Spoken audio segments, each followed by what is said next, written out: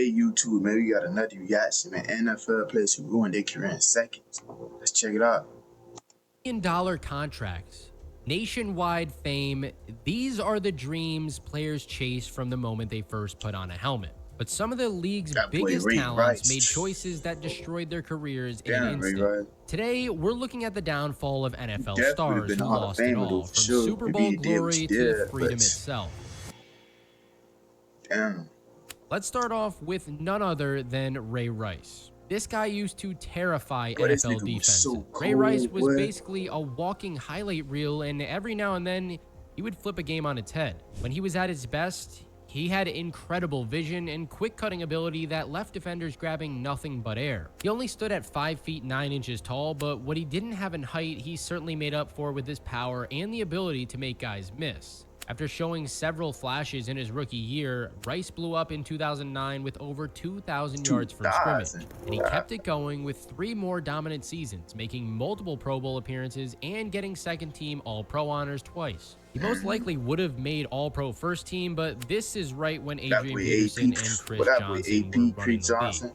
You can trace Rice's big play ability all the way back to his college days at Rutgers. In 2006 and 2007, he put up over 4,000 total yards and 45 touchdowns in just those 2 seasons alone. A lot of people think the Heisman voters simply ignored him just because he played at Rutgers instead of a big-name school, which is certainly possible. His career hit its peak in February of 2013 when the Ravens beat the 49ers in Super Bowl 47. As the confetti came down in New Orleans, Rice was standing on top of the football world. But then everything fell apart just 1 year later on February 15th, 2014. Rice and his then fiancée, Janae Palmer, got into an incident at an Atlantic City hotel and casino.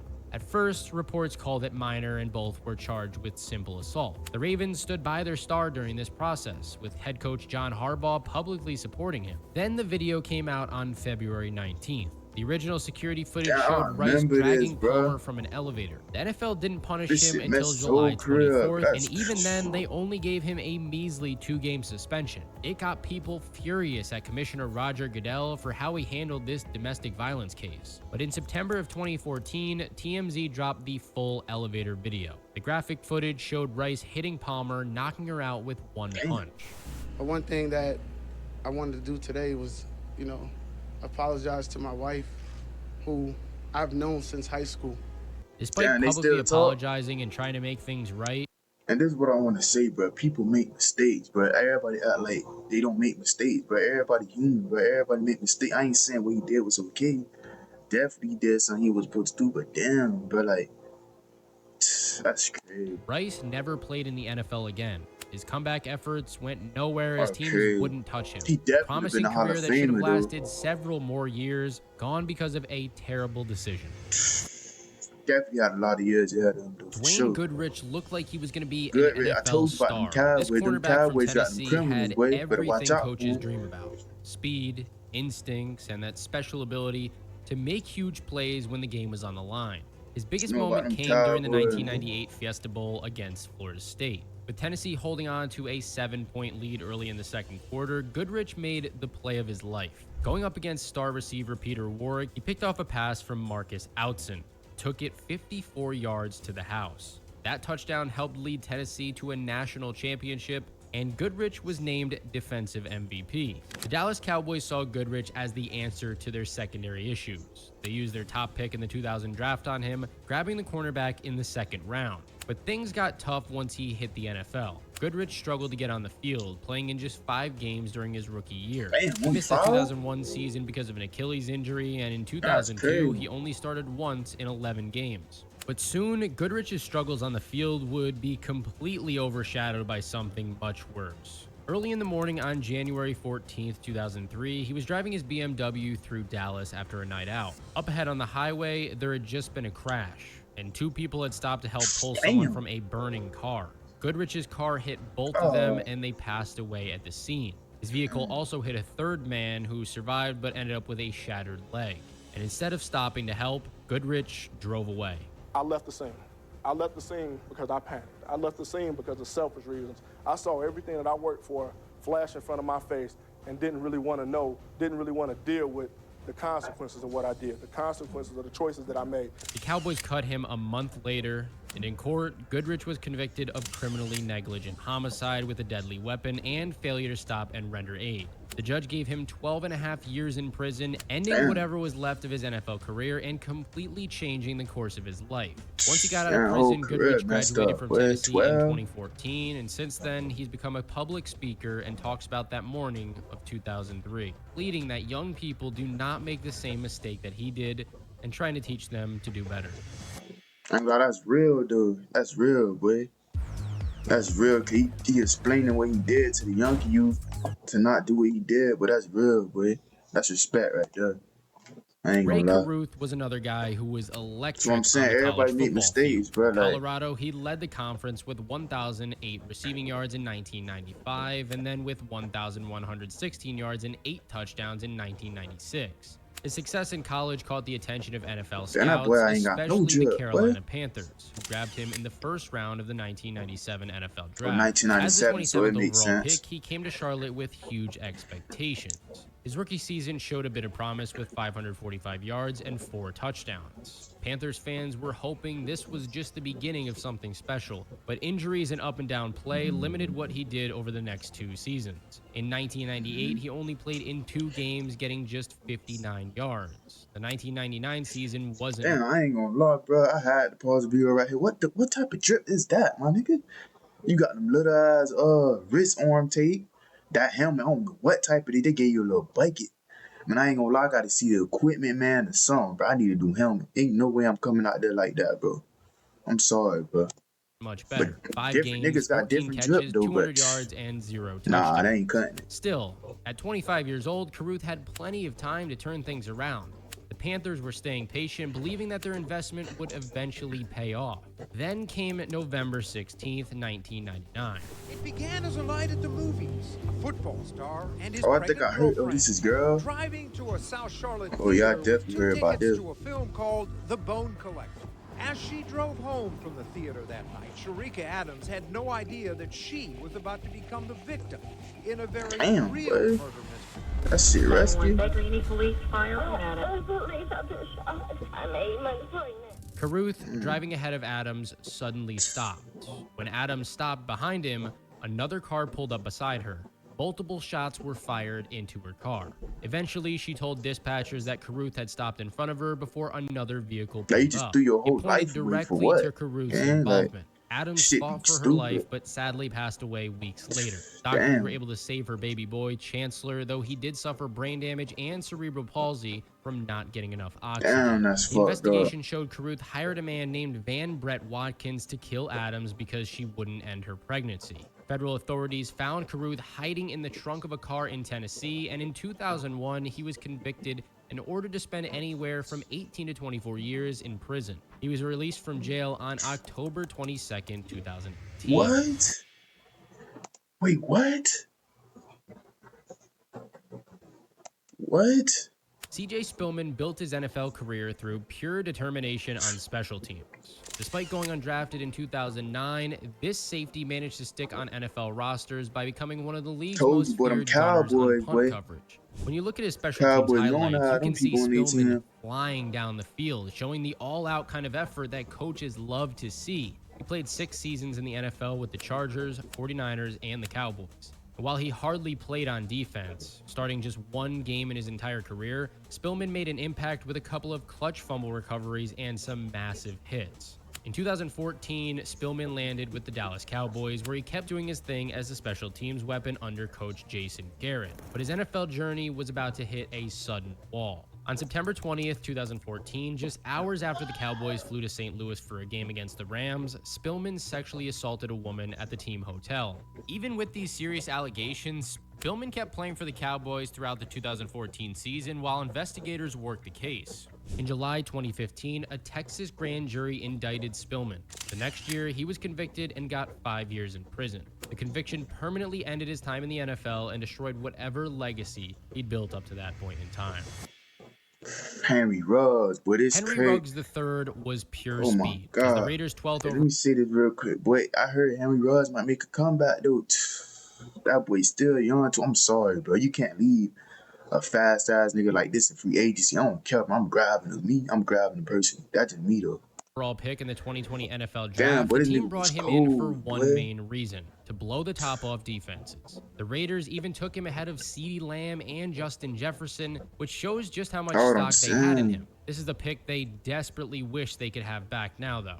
At Alabama, playing alongside future NFL stars like That nigga Devontae a Smith, speed demon, Calvin boy. Ridley, That and nigga Jerry fast Jeudy, up. Ruggs helped Boy, Alabama that boy win the Ross 2017 blazing, National boy. Championship as a freshman. His production in college got better every year, wrapping up with back-to-back seasons of 700-plus yards and 19 total touchdowns in his sophomore and junior years. The NFL Combine sealed his elite status when he ran a blazing 4.28. 4.28 40-yard dash time, Oh which my was later God. updated to 4.27, one of the fastest times ever. Ruggs showed glimpses of his game-breaking ability during his first NFL season, averaging 17.4 yards per catch, which is amazing efficiency for a first-year player. His second season started even better. Through 7 games in 2021, Told you, he bro. This already nigga had crazy. 469 yards receiving and was Told you, bro. becoming one That of the nigga's a freaking speed demon, boy. I ain't gonna lie, boy.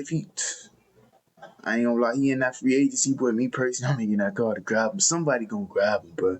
I feel like he deserves a second chance, though, but for real. Derek Carr's Everybody deserves a favorite second deep chance, bro. threats, averaging nearly 20 yards every time he caught the ball. But in the early morning hours of November 2nd, 2021, Police report on the fiery wreck saying Ruggs was driving at Damn, bro. 156 miles per hour with a blood I alcohol don't know level why you're twice driving that Nevada's legal fast, though. limit. This is That's what crazy. driving at 156 miles per hour looks like. You can see just how fast Henry Ruggs was going based on the speed of the other cars around him. He is flying. I was told right about 2.5 seconds after he passes by, you hear screeching and then a loud bang. Ruggs made a choice that would change multiple lives forever.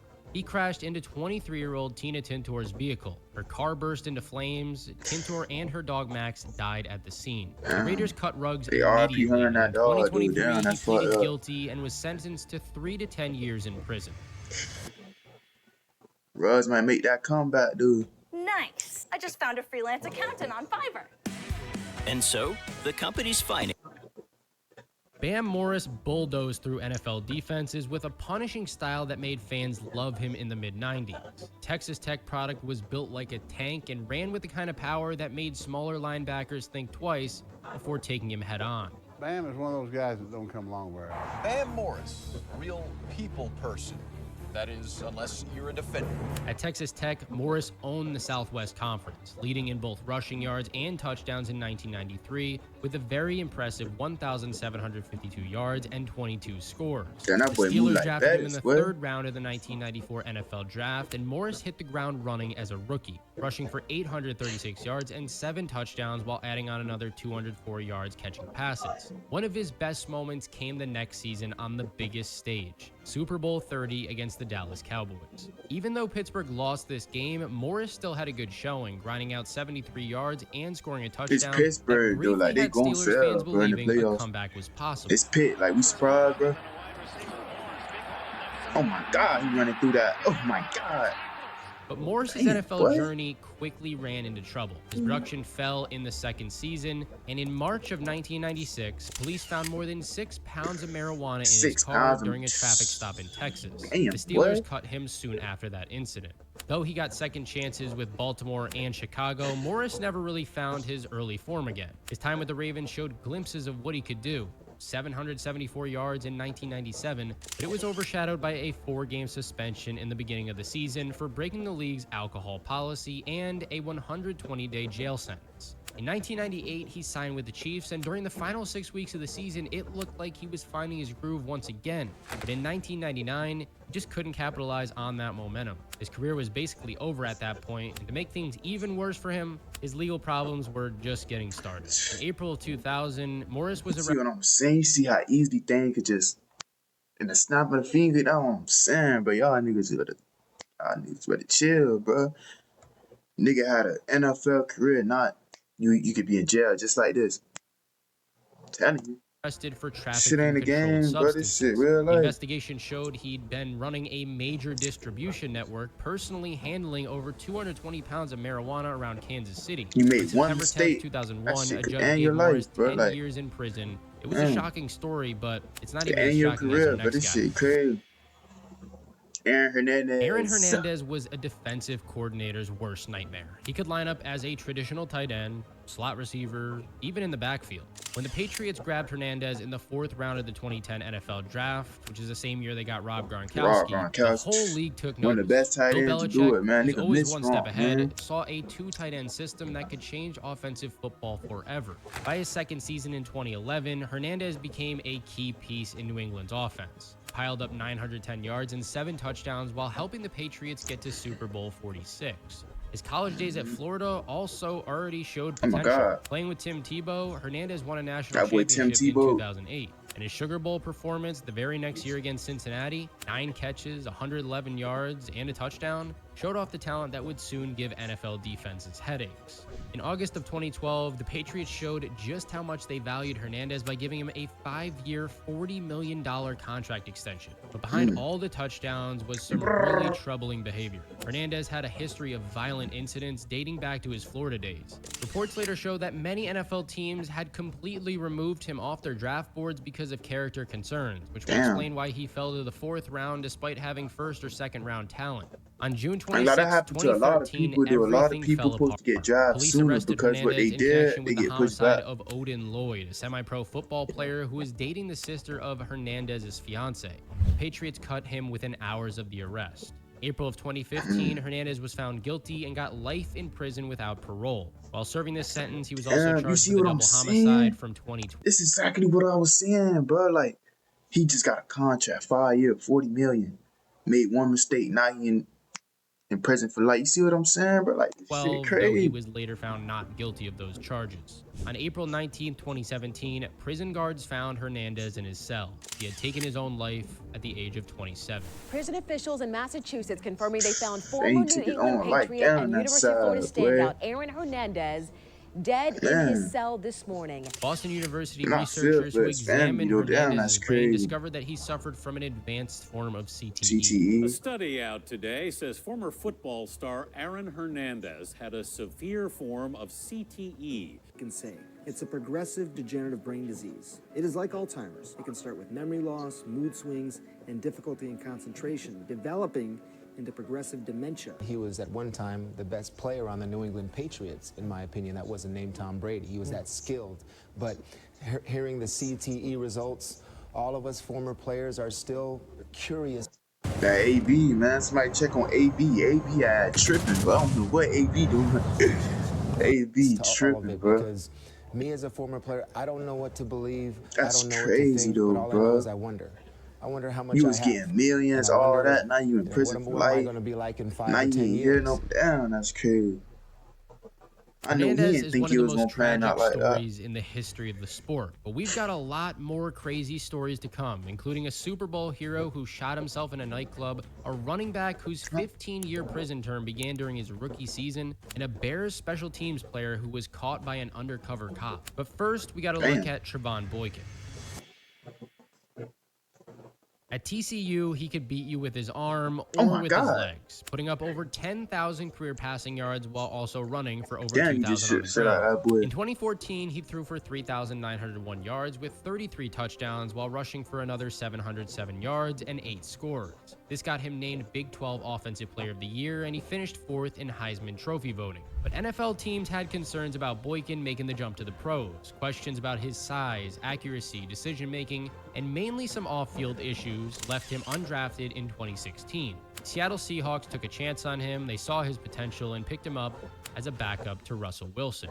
Boykin's short NFL career peaked in Week 3 of the 2016 season when he came into the game against the 49ers, completed 7 out of 9 pass attempts for 65 yards, a touchdown, and a pick. These flashes suggested that he could develop into a solid NFL backup or even become a starter somewhere. But his career quickly fell apart off the field. In March of 2017, he was arrested as a passenger in a car that crashed into a Dallas bar, hurting several pedestrians. He faced charges of public intoxication and possession of marijuana. Things got even worse in March of 2018. According to police, Boykin assaulted his then-girlfriend, Shabrika Bailey, during an argument that started when he demanded that she unlock her phone. Security camera footage at his home showed everything. He put Bailey in the hospital with multiple breaks in her jaw, requiring it to be wired shut. Former TCU quarterback Trevon Boykin Boykin will spend 3 years in prison for aggravated assault and also tampering with a witness. That's what I'm saying, bro. Half of these NFL players get in trouble due with the women, bro. That's what I'm saying, bro. Women be a lot of these niggas down for. And his legal I'm problems telling you. didn't stop there. In December of 2019, he was arrested for theft after trying to leave a hotel without paying his Mostly bill. it be And about in February women, of bro. 2020, he pleaded guilty to several charges, including aggravated assault and tampering with a witness, getting a 3-year prison sentence. After getting out of jail, Boykin went back to playing some indoor football and also played in Mexico for a couple years. Damn.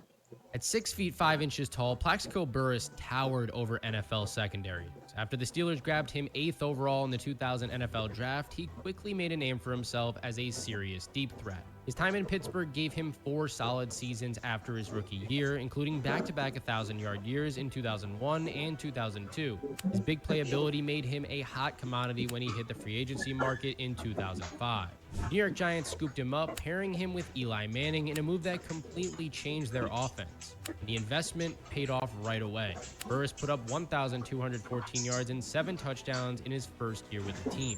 In 2007, his regular season numbers were really good. 70 catches, 1,025 yards, 12 touchdowns. But in Super Bowl 42 against the undefeated Patriots, Burress had his biggest moment yet, catching the game-winning 13-yard touchdown with just 35 seconds left, completing one of the biggest upsets in sports I think history. I watched this game live though, when I was a Jet. Oh yeah. Less than a The year Giants later, beat the Patriots. on I November remember this, 29th, boy. 2018, everything changed in a flash. While at the Latin Quarter nightclub in Manhattan, Burress was carrying an unlicensed .40 caliber handgun tucked into his jeans waistband. As he moved through the VIP section, the gun slipped down his leg, and when Burress reached for it, the weapon fired, sending a bullet through his right thigh. New York had very tough gun laws, and Burress didn't have a permit to Dummy, bro. You being all drunk, but you don't even know what's going on. You done shot yourself, bro. Niggas are carry a concealed retarded, weapon bro. in either New York or New Jersey. Flashing Manhattan it. Mayor Michael Bloomberg publicly demanded What you that doing, Burress be bro? prosecuted to the fullest extent of the law. In August of 2009, Burress took a plea deal and got 2 years in prison. He was released in June of 2011 after serving nearly 2 years. Though he did try to make a comeback with the Jets and later return to the Steelers, Burress never got On the back to his Jets, old yeah, you know form. that ain't gonna His work career out. effectively ended with a You know Jets split-second known for mistake ruining people's that cost him careers. millions. I'm Jets K2, man. F Cecil Jets. Collins came to the NFL with incredible raw talent and a troubled background. The running back, nicknamed the Diesel, led the SEC with 8.3 yards per carry during his time at LSU in 1997. He's the most impressive running back I've ever seen in person. Modern day Earl Campbell. Best running back I've seen. Miami Dolphins took their chance on him in the 5th round of the 1999 draft, and Collins rushed for 414 yards in 8 games as a rookie. But on December 16, 1999, he made one decision that instantly destroyed his promising career. I just saw one of the greatest running backs probably ever, and it was a blink of an eye and it was over. That boy look like Bo out there, He broke man. into a neighbor's And you got apartment that in 3-4. Florida while the married couple inside was sleeping. When they spotted him, Collins ran, but was quickly identified They and added that arrested. Friday He claimed to clip know in the there, girl inside Smokey. from the gym and, Smokey. quote-unquote, only wanted to watch her sleep. Very The Dolphins Smokey, cut yeah, him shit. immediately, and by 2001, a judge had given him 15 years in prison Damn, for burglary. 15? He got out a little bit early, and during his 13 years locked up, Collins developed a perspective that might shock you. In interviews, he actually suggested that prison might have saved his life considering the path he was on. He even found a personal connection behind bars, marrying a woman that he met when she was visiting another inmate. From NFL starter to spending more than a decade in prison, this is one of the fastest falls from grace that you'll see in league history. But the guys we're about to cover are a whole lot crazier. Sham heard. Do you know what's really fun? Making a website on Wix. Hey, wait. Sam Damn, bro, Hurd these lasted out. 5 seasons with the Dallas Cowboys from 2006 to Told you, 2010, but the creating a niche mainly on Cowboys, but it's special like the teams. fourth I mean, Cowboys just clip, bro. 739 receiving Told you, but yards and 2 Cowboys know touchdowns how to across play 6 like this, NFL boy. seasons. His offensive stats weren't exactly eye-catching. His college career at Northern Illinois showed real potential, especially his impressive senior year where he racked up 1,074 God. yards and 13 touchdowns. That's a good That ass college cat, production boy. never translated to the pros, leaving Hurd battling for playing time and special teams role. In July of 2011, his fortunes seemed to change when he signed a 3-year deal with the Chicago Bears worth more than $5 million, including a $1.35 million signing bonus. What teammates and coaches couldn't have seen coming was that Hurd had far bigger ambitions off the field than on it. Friends call him God-fearing, a family man. So is it possible he was leading a double life, which could send him to prison for 40 years? And why would someone earning millions of dollars risk everything? Everyone at the Bears say, good guy, great guy, quoting the Bible, great guy to be around. Obviously, he was conning them if he was involved in this, and he led a double life. On December 14th, 2011, federal agents arrested Hurd in a Chicago parking lot. Hurd told undercover officers that he wanted to buy 5 to 10 kilograms of Coca-Cola and 1,000 pounds of marijuana weekly to distribute through Chicago. The Bears cut him immediately after the news broke. In April of 2013, Hurd pleaded guilty to conspiracy to possess the substances with intent to distribute. That November, the judge gave him 15 years in prison. After serving about 10 years, Hurd was released in January of 2023 to community confinement in San Antonio. So, how do you get more self-destructive than that? Well, let's find out. Niggas just be stupid. Darrell Henley looked like the perfect NFL success story. This UCLA All-American cornerback graduated with a 3.3 GPA in finance before becoming a cornerback for the Los Angeles Rams. On the field, he showed that he could make plays, grabbing 12 career interceptions, including solid seasons in 1991 and 1992 when he picked off 7 passes combined. I'm saying that was a dang back then, like the 1990s with the tape around their fingers and junk. Y'all letting me know, bro, because I always see players with his college degree and strong family background, it seemed like he was going to do great things even after football. But the image everybody saw hid a...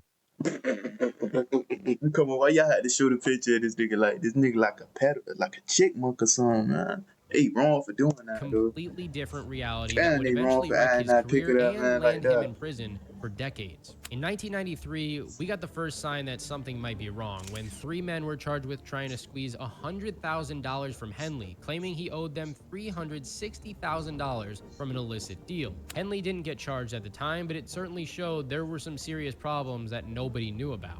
Then by 1995, Henley's carefully built life collapsed when he was found guilty of drug trafficking. The court gave him 20 years in prison. 20 balls. That was just the start of Henley's downfall. In 1996, while waiting for the appeal, he bribed a guard to sneak a cell phone into his cell.